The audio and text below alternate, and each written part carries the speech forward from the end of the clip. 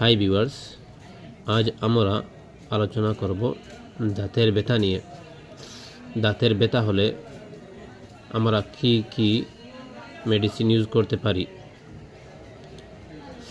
দাঁতে ব্যথা বা মাড়ি ফুলে যাওয়া, দাঁতে ঝিনঝিন করা, এসব হলে আমরা কি মেডিসিন ব্যবহার করতে পারি। সর্বপ্রথম আমরা যেমন ক্লোভ অয়েল এটি ইউজ করতে পারি, যেটি আমরা বাংলা ভাষায় বলে থাকি লং তেল।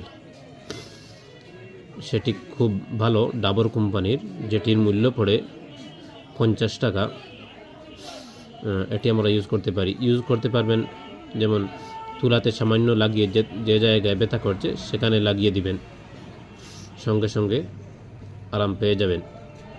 এছাড়াও ডাক্তাররা অন্য মেডিসিন দিয়ে থাকেন ব্যথার জন্য, যেমন জেরোডল এসপি দিয়ে থাকেন। এটি ব্যথার জন্য দিয়ে থাকেন। এটার মূল্য হলো 139 টাকা। অথবা কোনো ডাক্তার সিগনোফ্লাম এটাও দিয়ে থাকেন। দোটা ব্যথার জন্য খুব ভালো। এটার মূল্য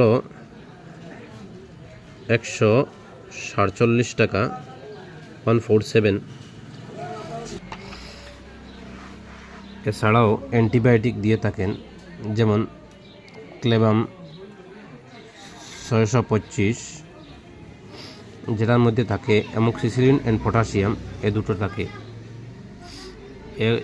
এই যেগুলো মেডিসিন বললাম সেগুলো বড় যারা অ্যাডাল্ট আছে, অ্যাডাল্ট মানুষের জন্য। বাচ্চাদের জন্য এই মেডিসিনগুলো নয়, তখন মেডিসিন পরিবর্তন করে দেবেন। এগুলো আমি জানকারির জন্য বলতেছি।